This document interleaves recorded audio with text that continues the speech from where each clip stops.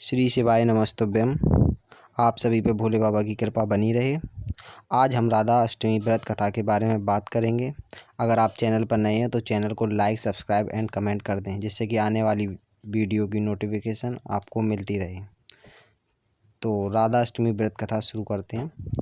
पौराणिक कथाओं के अनुसार राधा माता गोलोक में श्री कृष्ण के साथ निवास करती थीं।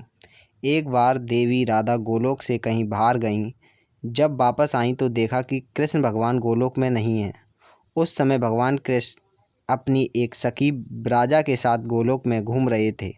यह बात जब राधा जी को मालूम हुई तो उन्हें गुस्सा आया और वो सीधे उनके पास पहुंच गईं।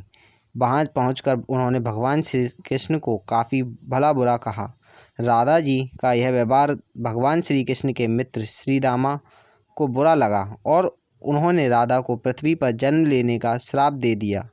राधा रानी को इतने गुस्से में देखकर कृष्ण भगवान की सखी ब्राजा भी वहां से चली गई।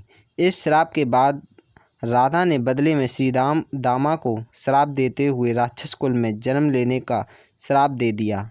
राधा रानी के द्वारा दिए गए श्राप कारण से ही श्री दामा का जन्म शंखचूर्ण दानव के रूप में हुआ था।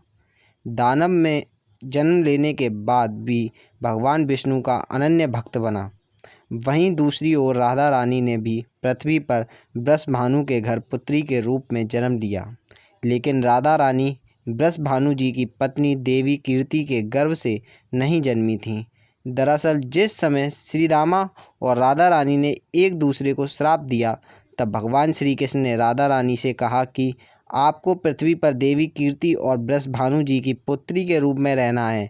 इसके आगे भगवान श्री कृष्ण ने राधा रानी से कहा कि जब आप विवाह के योग्य हो जाएंगी तो आपका विवाह मनुष्य के अवतार में रायण नामक एक वैश्य से होगा। हालांकि वह भी मेरे अंशावतारों में से ही एक होगा। आप धरती पर भी मेरी प्रियतम बनकर ही रहेंगी, परंतु हम दोनों को वहां बिछड़ने का दुख सहना होगा। हे राधा रानी, अब आप धरती पर जन्म लेने की तैयारी करें। सांसारिक दृष्टि में देवी कीर्ति गर्भवती हुई और उन्हें प्रसव भी हुआ, लेकिन देवी कीर्ति के गर्भ में योग माया की प्रेरणा से वायु का प्रवेश हुआ और उन्होंने वायु को ही जन्म दिया। जब वह प्रसव पीड़ा से गुजर रही थी, उसी समय वहां देवी राधा रानी एक प्यारी सी कन्या के रूप में प्रकट हो गई। जिस दिन राधा रानी प्रकट हुई वह भाद्र शुक्ल पक्ष अष्टमी का दिन था। इसलिए भाद्रपद शुक्ल पक्ष अष्टमी को राधा रानी अष्टमी के रूप में जाना जाता है। इस दिन भगवान श्री कृष्ण और राधा रानी की पूजा की जाती है। इस व्रत को करने से हमें सभी सांसारिक सुख आनंद प्राप्त होते हैं। मान्यता के अनुसार इस व्रत को करने से धन की कमी नहीं होती और घर में बरकत बनी रहती है। अगर आपको ये कथा अच्छी लगी हो तो चैनल को लाइक, सब्सक्राइब एंड कमेंट करें।